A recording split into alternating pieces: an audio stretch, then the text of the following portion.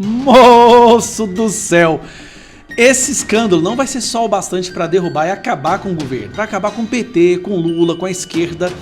Isso aí vai reverberar nas eleições do ano que vem e, sinceramente, é perigoso a esquerda diminuir pela metade no Congresso, tanto no Senado quanto na Câmara dos Deputados. Agora, imagina o tanto que é humilhante isso daqui. Um determinado candidato, não importa que ele tenha sido condenado pelo maior esquema de corrupção da história do mundo, tenha sido retirado da cadeia, tenha sido descondenado, você coloca toda a sua reputação em jogo para eleger essa pessoa. E quando ela é eleita, passa pano após pano em todas as merdas que ele faz. E de repente ter que vir a público e falar que esse é o governo mais corrupto da história.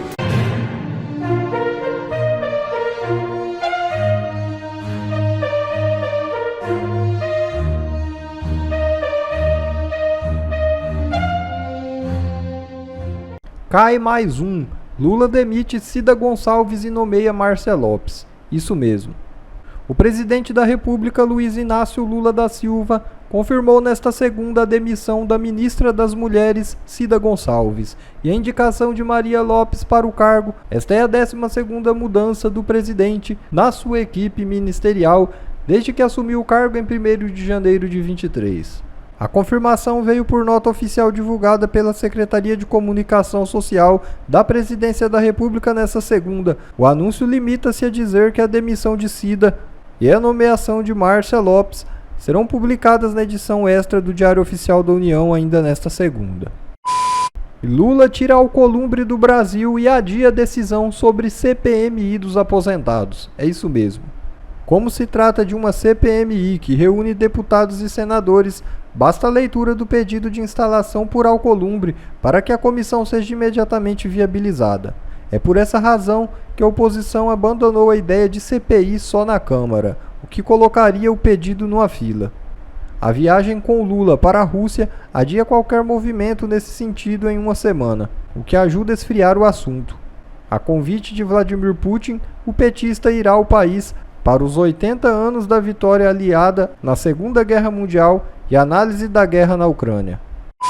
O governo de Trump oferece $1.000 para o imigrante que deixar os Estados Unidos. É isso mesmo. O governo do presidente Trump anunciou nesta segunda que pagará $1.000, cerca de R$ 5.600, a cada imigrante que deixar voluntariamente os Estados Unidos e retornar a seu país de origem. A medida faz parte da política anti-imigração da atual gestão de Trump, à frente da Casa Branca, uma de suas promessas de campanha. O objetivo é realizar uma deportação em massa dos estrangeiros que estão ilegalmente no país.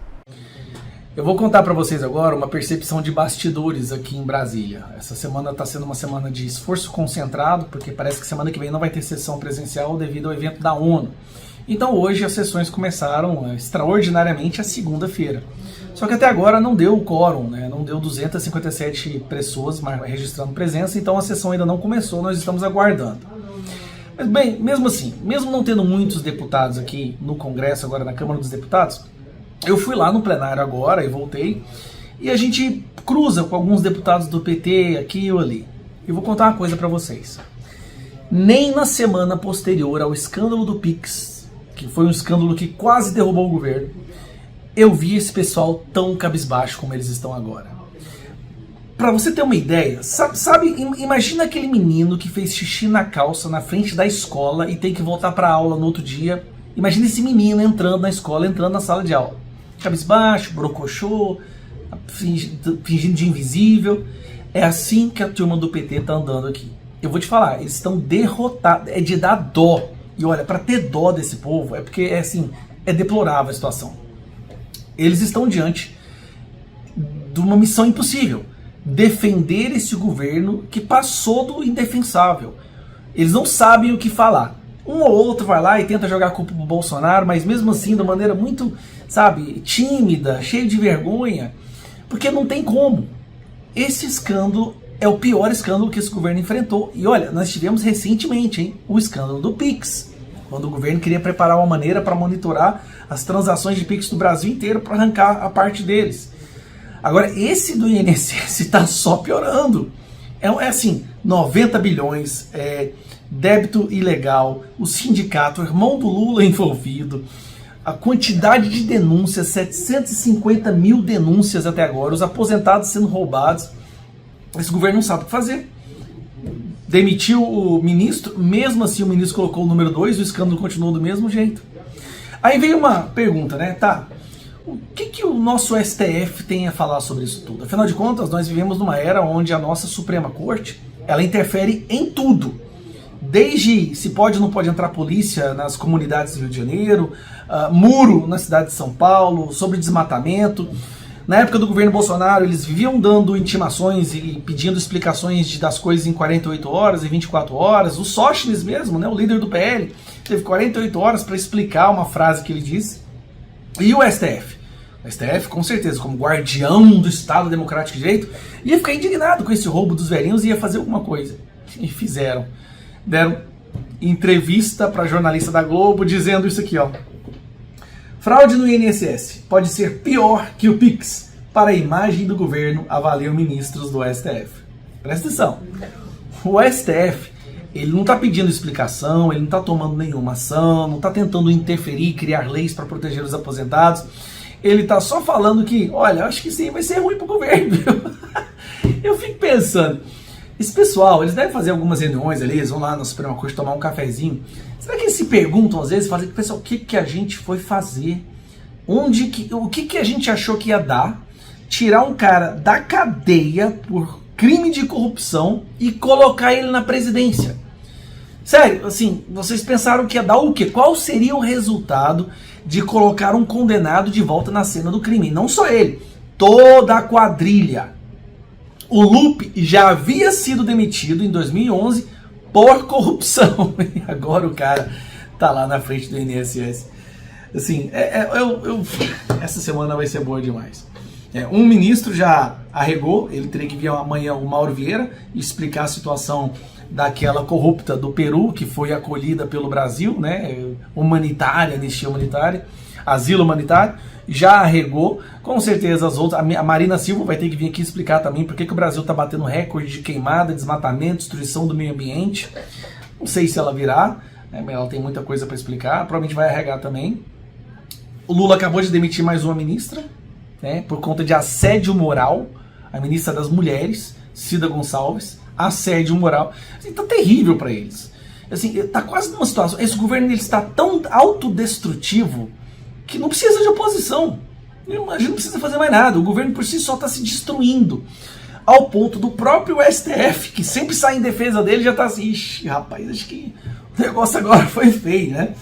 Avaliam ministros do STF.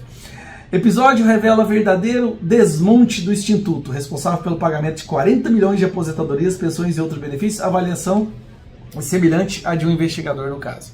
O curioso é que até agora o STF não pediu explicação, não deu 24 horas, nem 48 horas, não fez nenhum mandato de busca e apreensão eles mesmos, não fizeram nenhuma declaração pública. Eles adoram dar entrevista, só como eles salvaram a democracia.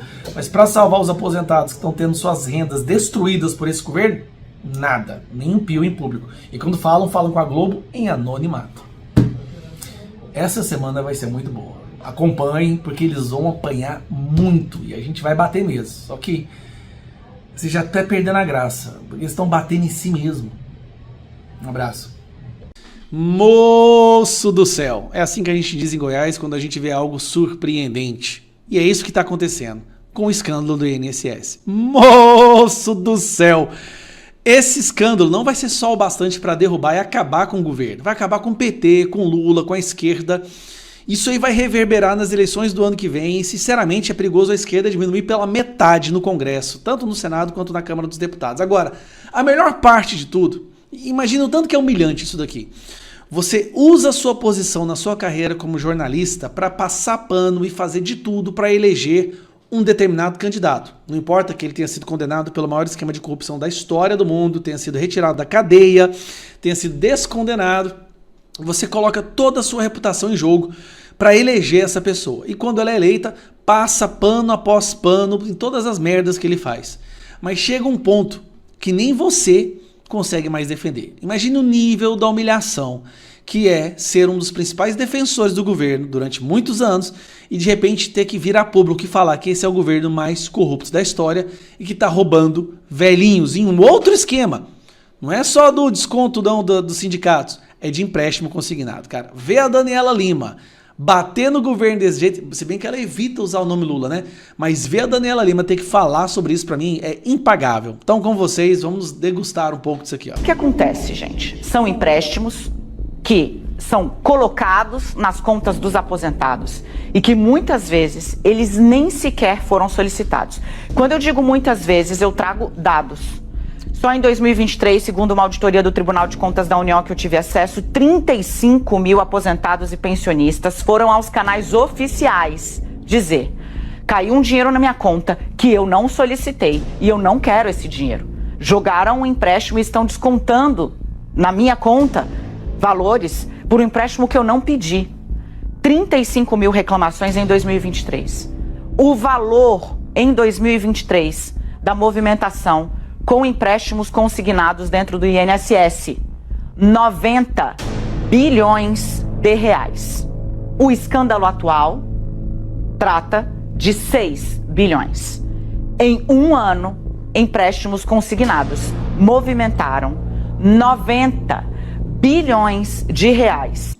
Bem que eu tava achando muito suspeito um esquema de corrupção do PT envolvendo só 6 bilhões de reais? Não, o PT é muito melhor que isso. Por meio de empréstimos consignados. E aí eu vou colocar tudo isso no blog, é por isso que o Valdo estava falando, eu estava ali escrevendo, ouvindo o Valdo, escrevendo e ouvindo o Valdo. Por quê? Porque não só o INSS tem participação nisso. Tem um órgão que é responsável, eu vou pegar exatamente a atribuição técnica, que está inclusive na auditoria, tá? Eu estou falando da DataPrev. DataPrev. A DataPrev, por acaso, é aqueles que lhe deram para um filósofo, né, um antropólogo, um cara corrupto que deu um prejuízo gigantesco. A DataPrev ainda, quer ver? Eu lembro que eu vi isso, ó.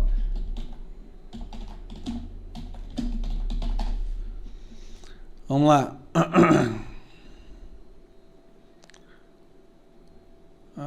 Onde foi que eu vi isso? A DataPrev se mantém em relação...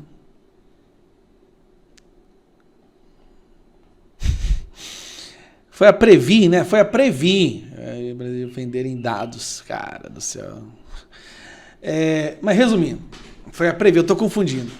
Nós estamos falando agora de dois órgãos nos quais os dois líderes desses órgãos foram escolhidos por Lula. E aí, depois do escândalo do INSS, Lula colocou o número 2 do escândalo, que é o Volney Queiroz, eu acho que é o braço direito do Lupe. Meu amigo, esse escândalo é muito, mas muito pior do que nós imaginávamos. Porque aqueles 6 bilhões estava estranho. Falei, cara, o PT fazendo corrupção por 6 bilhões? O que aconteceu com o PT? Eles estão roubando, eles ficaram humildes agora? Não, mas foi 90 bilhões de aposentados. Retirando dinheiro de aposentados. Não tem nada mais perigoso no Brasil hoje do que ser um aposentado com o governo do PT. É perigoso você ir lá buscar o seu salário no banco e não ter mais nada, porque tudo entrou no bolso do PT, dos corruptos, mas é óbvio, né? Afinal de contas, a Janja precisa desse dinheiro para poder viajar. Tá em Moscou agora, para ir lá no Bolshoi, para assistir o Cisne Negro. O importante é que a Janja está viajando com esse dinheiro dos velhinhos. Cara, meu Deus, se o PT sobreviver a isso, aí eu digo que o PT é imorrível mesmo, cara. Ou se votar no PT depois disso, mas já não é nem burrice. Aí assim, tem que ser internado numa clínica de desintoxicação. Fala, guerreiros! É treta! Vamos começar a semana com essa treta aqui, ó. A imprensa militante, ela dedicou seu final de semana a rebater Eduardo Bolsonaro, dizendo que a visita ao Brasil do David Gamble, o chefe das punições, as sanções do governo americano, não seria para tratar de punições contra Alexandre de Moraes. E agora, gente, quem que tá falando a verdade, hein? Ó, já tem um vídeo aqui no canal mostrando pra vocês a breaking news que saiu no portal Metrópolis, na coluna do Paulo Capelli, sobre a visita do governo Trump que chega hoje ao Brasil, agora, segunda-feira, dia 5 de maio. A notícia confirmada pelo Eduardo Bolsonaro é a de que o David Gamble vem ao Brasil para avaliar punições contra Alexandre de Moraes. Só que, eis que surgiu a imprensa militante para desmentir Eduardo Bolsonaro. Olha aí, Jamil Chad, guarda o nome dele, Jamil Chad dizendo: governo Trump desmente Eduardo Bolsonaro sobre viagem de funcionário ao Brasil. Mas será que desmentiu mesmo? O que será que foi que o governo americano disse que levou o jornalista militante a dizer isso aí, hein? Vamos conferir, ó. Olha lá. A versão do governo americano foi outra. Desmentiu Eduardo Bolsonaro. Vamos ver o que o governo americano disse. Aspas. O Departamento de Estado dos Estados Unidos enviará uma delegação a Brasília, chefiada por David Gamble, chefe interino da coordenação de sanções. Ele participará de uma série de reuniões bilaterais sobre organizações criminosas transnacionais, discutirá programas e sanções dos Estados Unidos voltados ao combate ao terrorismo e ao tráfico de drogas. Isso quem disse aí foi a assessoria de imprensa da Embaixada dos Estados Unidos no Brasil. Mas espera aí, onde nesse comunicado que está dizendo que o David Gamble não vai discutir punições contra o Moraes? Onde no comunicado a embaixada negou isso? Ela não negou coisa alguma, nem desmentiu Eduardo Bolsonaro. E aí o jornalista do Metrópolis, outro jornalista, o Sam Pencher, ele precisou aí mostrar isso no X. Ele foi lá pro X e mostrou como que o jornalista militante, o Jamil Chad, publicou uma informação falsa para descredibilizar Eduardo Bolsonaro e fazer entender que seria tudo uma mentira do Eduardo. Olha aqui, ó, dá uma olhadinha aí, ó. Eu vou depois mostrar para você com uma prova ainda mais forte de que é mentira o que o Jamil Chad disse. E por fim, acompanhe a minha impressão sobre o trabalho do Jamil Chad com base no meu testemunho, na minha experiência da Lava Jato. Então dá uma olhadinha aqui no que o Sam Pencher disse, ó. Integrante do governo Trump responsável por sanções internacionais, o David Gamble chegará ao Brasil na segunda-feira. A Embaixada dos Estados Unidos informou ao UOL que Gamble discutirá programas e sanções voltadas ao combate ao terrorismo e ao tráfico de drogas. Já o colunista Paulo Capelli apurou que, além dos encontros oficiais, o Gamble se encontrará com o ex-presidente Jair Bolsonaro e que deve tratar de pedidos de sanções ao ministro Alexandre de Moraes. Segue aqui. Portanto, é falsa a informação de que a Embaixada dos Estados Unidos tenha desmentido qualquer indivíduo. É falso, ele foi categórico, certo ele? É falsa a informação de que a Embaixada desmentiu. A Embaixada, como órgão de governo, confirmou reuniões com outros órgãos de governo e não descartou em agendas informações adicionais. Ou seja, mais uma vez, mentiras, falsidades, fake news da imprensa militante, que, como sempre, estão autorizados a fazer fake news, né? A imprensa militante pode, pelo bem da democracia. Afinal, Alexandre de Moraes só quer saber das fake news quando vem da direita, não é? E para mostrar para vocês como isso é realmente uma fake news, o que o Jamil Chad fez, é uma fake news de jornalista militante, olha só o que saiu depois na CNN para completa humilhação do Jamil Chad do UOL. E deixa o seu like no vídeo para esse vídeo chegar a mais gente e as pessoas entenderem como que o jornalista militante funciona, como o jornalismo militante funciona. Eles têm megafones da imprensa e nós temos a rede social e nós temos você. Nós temos uns aos outros para espalhar a verdade e o joinha aqui nos ajuda a fazer a nossa voz conjunta chegar mais longe. Nos ajuda a fazer a verdade chegar mais longe. Dá uma olhadinha aí, ó. Conversa com Bolsonaro será prioridade para o governo Trump, dizem fontes. Segundo a apuração da CNN com fontes do governo norte-americano e da oposição no Brasil, integrantes do Departamento de Estado do governo Trump afirmaram que uma conversa com o ex-presidente Jair Bolsonaro será a prioridade número 1 da delegação. Não é que vai acontecer, é a prioridade número 1 da delegação. Essa é a verdade. Essa é a verdade. A comitiva deve ir à casa do ex-presidente em Brasília no final da tarde desta segunda-feira. A CNN apurou ainda que membros do governo Trump querem conversar com políticos da oposição sobre detalhes das ações de autoridades brasileiras contra a liberdade de expressão a jornalistas e a políticos de direita, além das articulações sobre a possibilidade de regulamentar as redes sociais do país. A possibilidade de sanções a autoridades por parte do governo Trump será um tema abordado na conversa, também segundo fontes ouvidas pela CNN. Portanto, Eduardo Bolsonaro falou a verdade, Paulo Capelli falou a verdade. E é mentira, é fake news, é desinformação de imprensa militante, aquilo que o Jamil Chad veio e disse. Como a gente já devia saber. Afinal, é óbvio que o governo americano, por meio da embaixada, não vai confirmar publicamente que vai sancionar um ministro do STF brasileiro logo antes da viagem ao país, porque isso ia criar embaraços para a delegação. E o governo Trump ele não precisa da viagem para sancionar o Moraes ou qualquer outra pessoa. São coisas completamente separadas. Mas a imprensa militante quer porque quer que você acredita que uma coisa depende da outra. Eles são ideológicos, eles mentem. Agora eu vou te falar o que eu testemunhei na Lava Jato. O jornalista Jamil Chad, ele cobriu o trabalho internacional da Lava Jato e a cooperação com a Suíça desde o começo da investigação. E ele sabia como que funcionava a cooperação internacional. Aí, quando surgiram aquelas histórias de que a Lava Jato tinha cooperado fora dos canais oficiais só porque a gente conversava com americanos e suíços, ele endossou aquela palhaçada, mesmo sabendo que não tinha nada de errado você conversar com autoridades estrangeiras. Veja, a delegação está vindo para o Brasil para conversar sobre casos, sobre combate à organização criminosa e por aí vai. E tá perfeito, é correto, é recomendado por instrumentos nacionais e internacionais, acordos, você conversar sobre os casos, você avançar casos, você trocar experiências, trocar informações. Não tinha nada de errado nisso. Um colega da Lava Jato explicou isso para o Jamil 1000 vezes. Confirmou que ele sabia que era assim. Afinal de contas, ele cobre esse tipo de coisa faz tempo. Mas ele abraçou a narrativa mentirosa e crítica à Lava Jato de que aquilo seria errado. O que é uma aberração, porque o que a Lava Jato fez era o certo e sempre foi assim no passado e continua sendo assim hoje no presente e vai ser assim no futuro. Você coopera, troca informações, envia pedidos formais para obter formalmente provas que você vai usar no processo, ou seja, você primeiro troca informações, coopera, busca pensar como que vai ser o melhor canal para você buscar, como que tem que ser o pedido. Aí você faz o pedido formalmente para você obter as provas formalmente, para aí sim usar as provas do processo. O que depende de uma cooperação formal é obtenção de provas para usar nos processos. Mas antes você está livre para trocar informação sobre aquilo que não tem um sigilo judicial. E foi exatamente o que a Lava Jato fez. E mesmo sabendo que era o certo, o Jamil Chad passou a nos atacar incessantemente, como se fosse errado. A impressão que eu fiquei é de que ele não faz jornalismo ali, mas ele fez militância anti-Lava Jato e pró-esquerda. Tá bom, Deltan, você tá reclamando, mas o que ele tinha que ter feito nesse caso aí que você mostrou pra gente agora? Olha, para ele ser intelectualmente honesto, ele tinha que ter dito que a embaixada não confirmou e nem desconfirmou que o Gambel vem ao Brasil para tratar de sanções.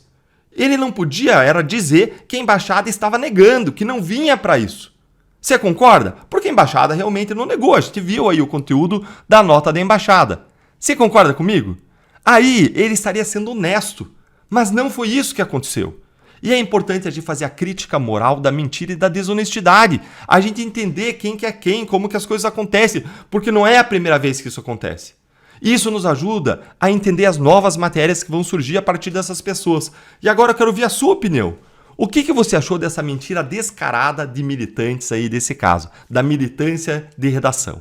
Conta aí pra mim nos comentários, curte o vídeo, se inscreve no canal, clica no sininho para você não perder análises como essa e eu convido você a se tornar membro do canal para você receber conteúdos exclusivos, além de ser uma forma muito bacana de você apoiar o nosso trabalho. Um grande abraço. Bom pessoal, esse foi mais um vídeo, eu espero que vocês tenham gostado. Se vocês gostaram, deixa o like aqui para fortalecer nosso canal. Logo eu volto trazendo mais informações da política para vocês. Um forte abraço, fiquem todos com Deus e até a próxima.